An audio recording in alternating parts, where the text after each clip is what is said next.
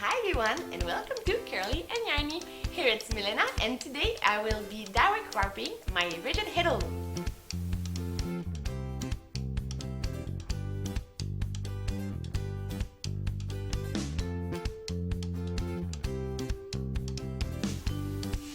So here is my rigid Heddle Loom all warped up. So in this video I will be going back in time and showing you every step that I took into warping it, the direct method way.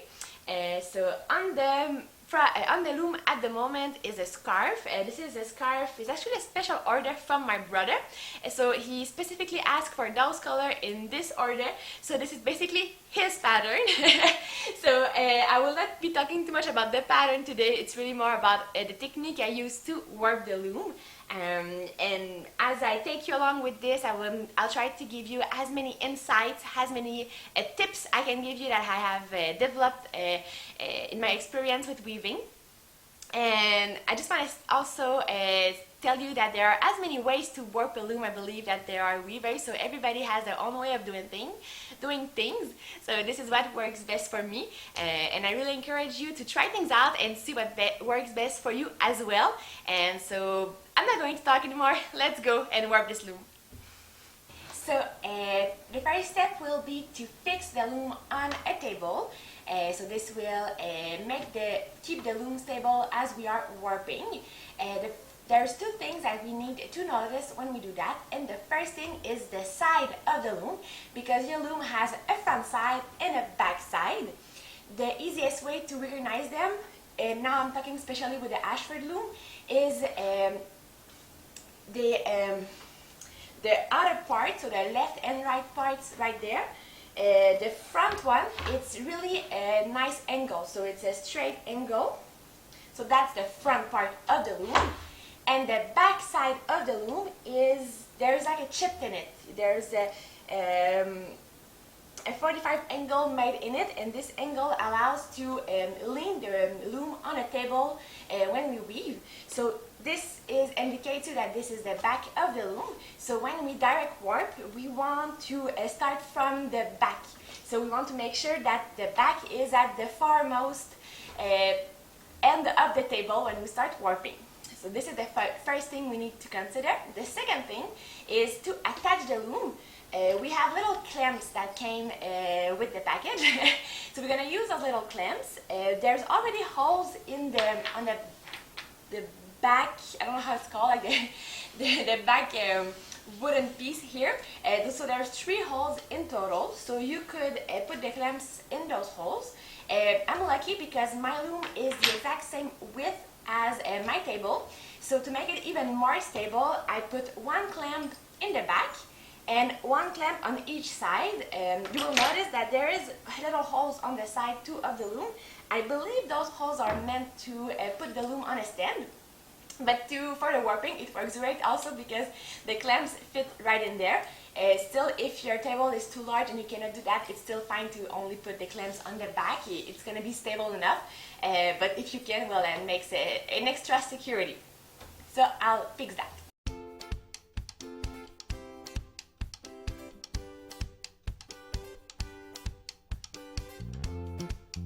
So now it's time to set up whatever we use to direct warp the loom with. When you get your loom, you would get a small peg with it, which works okay, it works fine. Personally, I don't use it anymore. I prefer warping differently. And so this is the reason why I cannot find it, so I cannot show you what it looks like. I'm going to provide a picture. I've just lost it because I don't really use it. And there's 2 reasons why I don't really like warping with the peg. First, the peg makes you warp vertically. So the threads, as you put more threads, it always goes up on the peg. So I like to do very large warp, and I find the peg a little short for those large warps, so that I always have the feeling that I will not have enough height on the peg to fit all the threads that I want to warp. Also, warping like this makes, you will notice that it makes the threads make like a kind of, they converge all onto the peg, so they make kind of a triangle. And this means that the threads at the outmost of the loom will have a longer path to travel than the one in the middle. And this, when you come to the end, when you come to attach the loom, you will notice that the threads at the utmost, they are much longer than the threads in the middle, so it creates a lot of waste, which I don't really like. So that's why I decided to convert into horizontal direct warping. There are many ways to do so. There's many ways out there to do so. Really, there's as many ways as there are weavers, I think. So I'm going to share with you how I do it, but feel free to try your own thing. The reason why I do it this way, mostly because it uses everything I had already at home, so I didn't have to buy any more things to do this. So it's basically a step ladder, a drape pole. I also use a cabinet liner and some heavy books. So I will show you how I set it up.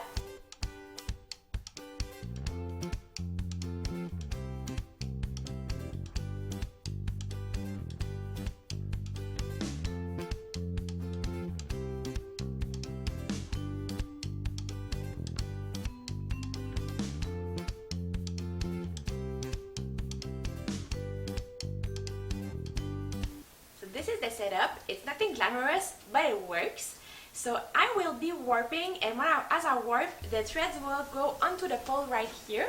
The only thing to keep in mind is that I need to start the same side if you want. So if I start right on I need to start right on the loom so that it can build up right here, so all the threads can build up here.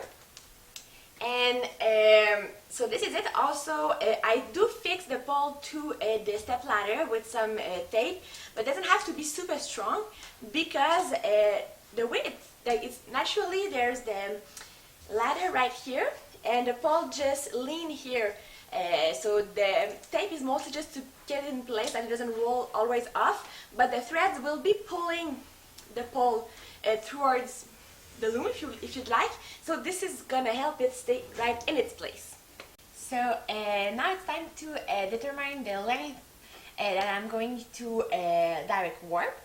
So I need to know how far away I need to put the loom versus the step ladder that I have just installed. So one trick that I have for this is first I need to determine how long I want it. So today I want about 2.5 meters long of a scarf. So I have this 1 meter paper beater. So I'm just gonna measure scrap yarn that is the exact same length that I want the scarf to be. So here's 1 meter. Now we've got 2 meters, and we wanted just 50 more centimeters. So here, and just a little bit because I'm going to do a loop. So right here. So now I have 2.5 meters of scrap yarn, which is exactly the length that I need to warp. So I'll show you what I do with this. So on one hand, I will have this small loop that I'm just going to fix to the back apron, to the back wooden stick that we warp with on, and I'm going to see if the length is enough. So right now the step ladder is a little too close. I have about like 15 centimeters, a bit too far. So what I'm going to do, because this is pretty much fixed in place, I'm just going to push my table a little bit more. Let's see. Yeah, so now I have the perfect length that I want to warp to make this scarf. So to help me warp, I will be using this little thing here. It's something I found at a flea market, and it's supposed to be hooks for coats. But my father-in-law, he cut all the little heads so that it would be nice, nice little pins there, and that it could fit my bobbins, the bobbins I'm gonna use today, perfectly.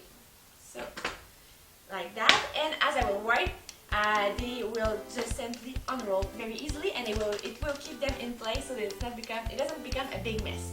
So I will put that on the chair right here, and I will begin to warp. So I'll be starting with the black color. I'm so sorry, it's black yarn on a black table. I hope it shows enough. So On my heddle, I have identified where I wanted to start the warping, so I don't need to warp the whole length for this project. I'm gonna start here. So I put the heddle in place, and I look. So where this approximately arrives, so it arrives about here. So I'm going to tie the yarn onto this part right here. So it's important to notice that there's two parts to the back beam. So we have here I think it's called the apron. So this is really where we will tie the warp and tie the yarn. As here, this is the back beam. So we don't want to be careful not to tie the yarn there. So we don't want to tie the yarn there. It really needs to be tied to this. So to do this, we just do a simple knot. I don't really know my knots, so I don't know if there's a name for it. Just simply attach it, just like that. And now we can start warping it. So with the hook, exactly where I identified it, I'm gonna go through that slot, and I will go get the piece of yarn. And I'm going to pull. I go on like this.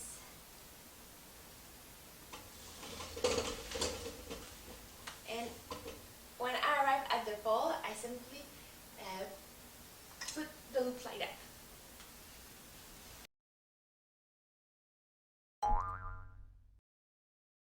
If this is your first time ever warping a loom, when we direct warp, we usually pull a loop through every slot. So when we pull a loop, this means that we have two threads. So this is a loop that's going to be pulled through one slot. So we really have the two threads.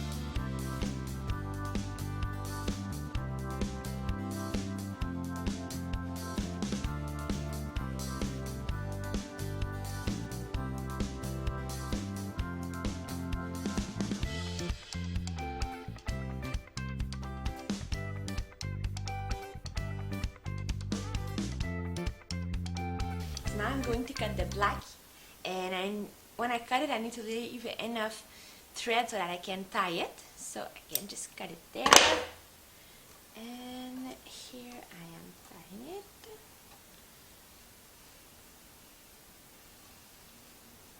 Like that, and the next color will be white. So I can take the white, it hasn't been used yet, and I tie it where I am at. Just like that, and now I can start with the white.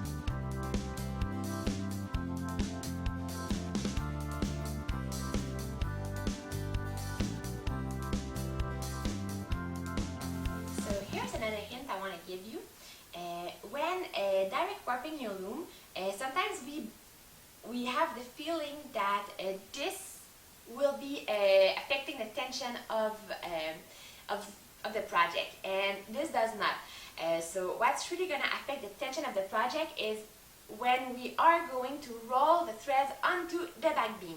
So if at this point, when it's all warped up and you have your threads going through your room, and you see that there are patches that are looser than others, just like here, this is much looser than the threads here. I know when I started I thought, oh no, I'm gonna have very bad tension, but really it does not affect the tension at all, so it doesn't matter. So really don't worry about it. If this happens to you, it's totally normal, and it's gonna be fixed when we roll the threads onto the back beam. So here is I'm finished warping, and we can see on how the threads actually behave on the pole. So you see they are very in a nice order, and they're all totally equal. So there are no threads that need to travel further than the other one. So there are no threads that are longer than the others. They are all super equal and super neat right there. So now with some scratch pieces of yarn, I will attach my warp, and I will make loops with it so that it's all orderly placed. So I'll show you what I mean while doing it. So here this will be the most important one to attach, because it's the end and it's gonna be easier to cut if it's already all attached together. So I just make a loop like that.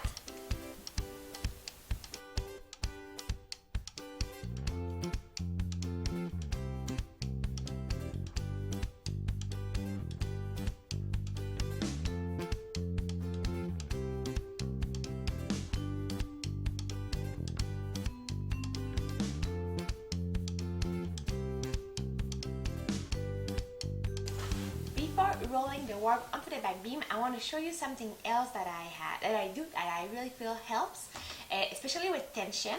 And so when we roll the threads onto the back beam, we need to make sure to use separators. So this is the way, because we cannot leave the warp yarn just like that and just roll it like that. You need separators between the layers of warp, because otherwise they don't behave and it becomes very messy. So they need order. And when you buy an Ashford loom, you get those cardboard with it, which works okay, I guess. It's fine. But what works good too, it's using craft paper, so warping paper, for example. But what I find that works best is the two of them together, because I feel like I don't always have enough cardboard for the whole length of the warp that I do. And I feel like when I try to use the paper, like the warping paper alone, it's so hard to place, especially when we warp alone. So by using the two of them together, it's really the best of both worlds. So what I do is that I simply, and this one has age, I need to fix it, but I simply tape the cardboard onto the edge of the warping paper with some Scotch tape, very basic, and it just stays together. And when it will sit when I do it, but it's super easy to just slide under the warp threads, and it stays there also very nicely, and it helps a lot with tension. So magie! So the loom has been changed, so the size is changed now. I have switched it so that I can show you better how I do the rolling onto the back beam. So this is a very important part of the warping process. This is, I believe, one of the most important parts, because this is where many tension issues can be avoided. So usually we recommend that doing this part by two people, but today I'm alone, so you can also do it alone. I suggest that for your first project, do it with somebody else, that will really help you. But it's feasible alone, especially if the project is not too large. So if you have, like this one is not such a big width, I think it's like 15 inches wide, so it's feasible alone. Larger than that, you will notice that it makes a lot of thread in only one hand, and it gets more complicated, but again, feasible. So there's two ways that I do this. So we can do this still on the table like I'm doing right now. We can also do that while sitting at a table, or sitting with your loom stand. So I will show you, I will step along the way to show you the other way. It's pretty similar, but it's just to show you that there's more than one way to do it. So I will be doing today two jobs. So I will be the person holding the threads and the person who's rolling and who's putting in place the cardboards and the paper. So the first job, I think is the most important job, is the person who is holding the threads, because it's super important when we do this to make sure that we are holding all the threads at the same tension. Because the tension that we are holding them now, it's going to be the tension that are going to get packed on the back beam with. So if you have threads that are looser, well, they will be packed looser, and when we will unroll them as we weave, they will come out also looser, and this is when you get tension issues. This is when you have little threads here and there that just don't are looser than the others, and this is something we really want to avoid. So my best tips is to take as much time as you can while doing this. If you need to take breaks, do it, because you will see the difference at the end when this step is really well made. So another tips that I can give you is while we are rolling onto the back beam, take breaks every now and then, and just comb your threads again to make sure that they are also always come back, if you want, in this at the same tension. So without further ado, I will start this, and I'll try to show you as much as possible how I do it.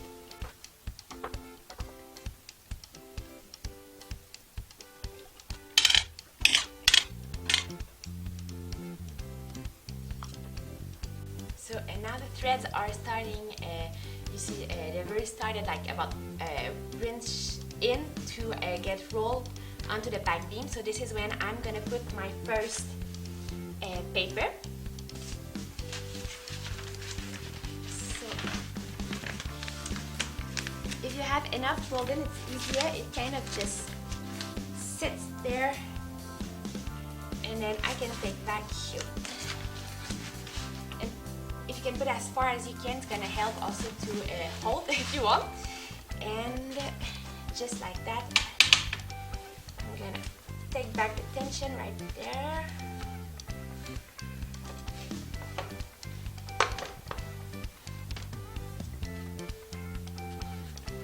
And I will keep on rolling.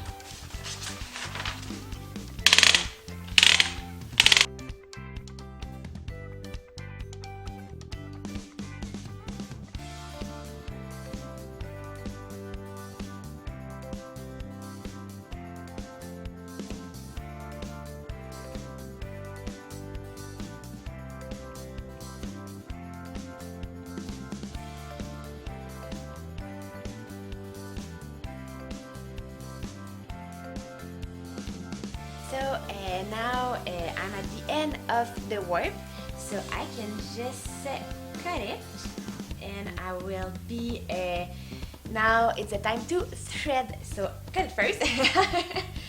And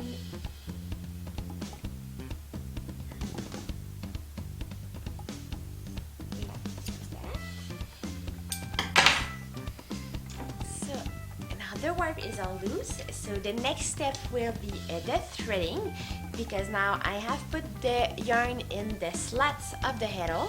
So I have 2 threads of yarn in each slot. Now I need to put one of those threads into the hole. So for every slot I will put the one thread of yarn into the hole, and like that all the way to the heddle.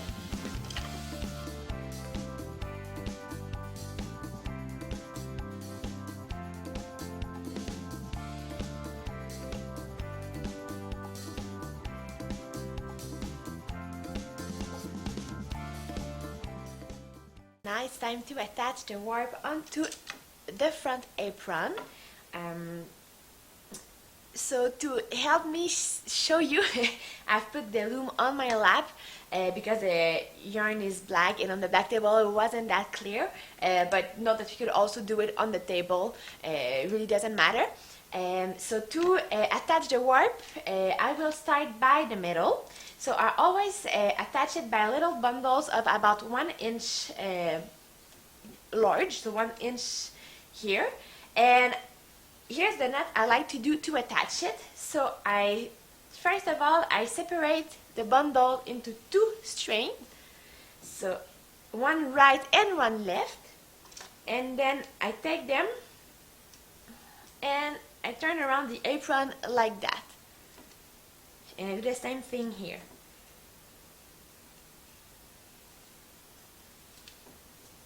So this is what it should look like. Then, to attach it, I take the right one and I turn over the left one. I turn around twice, like that. And then I tie it up. And now it's black on black, so it doesn't show so much. But I will show you again in a close-up when I get to the red one, so it's gonna be clearer. So I will just keep on making the knots now. So now I will get to the red part. So here I have about 1 inch of threads. I'm gonna separate it in the middle. So the left part is mostly black and the right part is mostly red. So I'll show you again what I do. So here with the black one, I go over the apron and then I go get it like that, and goes under and then right out, and then the left one goes over the apron and under and back, so around and back outside on the right side. So this is what it should look like. And then I do the knots. So I will take the red one and I will go around the black one 2 times. So I hold the black one like that, and with my finger and my thumb I hold them and I go 1 and 2, and then I pull on both hands like that. Now everything is attached, but the tension is not even, so we want to fix the tension. To do so, we just take any knots, and we have the two parts of it in our hands, and we just need to pull forward and then from, I don't know, forward and then this word, and you will see it gets tightened up immediately. So I will do that all across the warp to make sure that it's all at the, it will now make an even tension, and everything will be very on a high tension, and it should all be the same.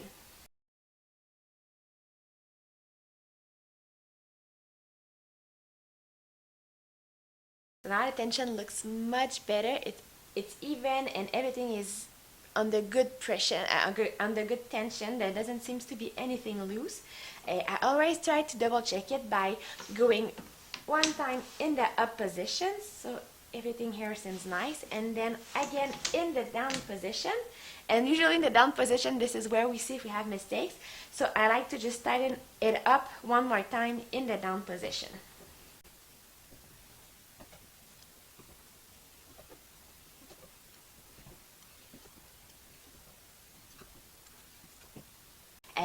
And now it's ready to start weaving. So before weaving with my official weft, I need to weave with scrap yarn, because as you can see, the bundles I made to attach it, they stay.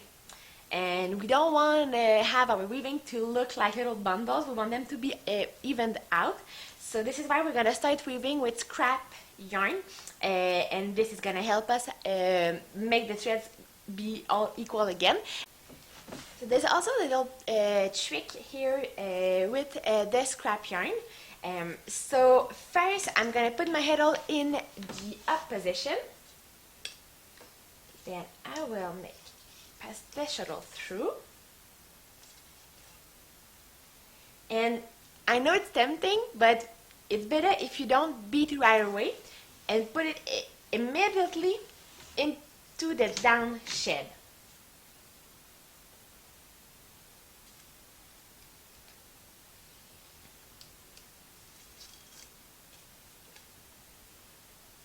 And like that, and now we can beat. See? By doing so, it really goes faster to spread the thread. So as you can see now, we almost don't see the bundles anymore, and I have only put 2 rows of scrap yarn. So I will repeat this step a few times, and you will see very rapidly, we will not see anymore all the holes in the bundles.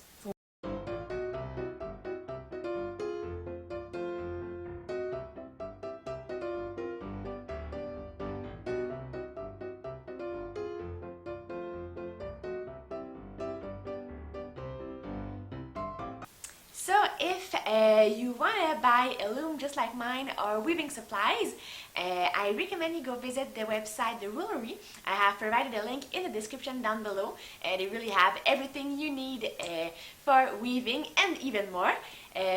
Please note that this is an affiliate link, so if you click on the link and make a purchase, I would make a small commission at no more cost to you. It's really just a way for me to keep going. So this is it. Now you know how I direct work my rigid Heddle Loom. I hope you liked this video. If you did, make sure to subscribe to my channel, and I will be making more videos in the future. I really want to thank you for watching, and I hope to see you next time.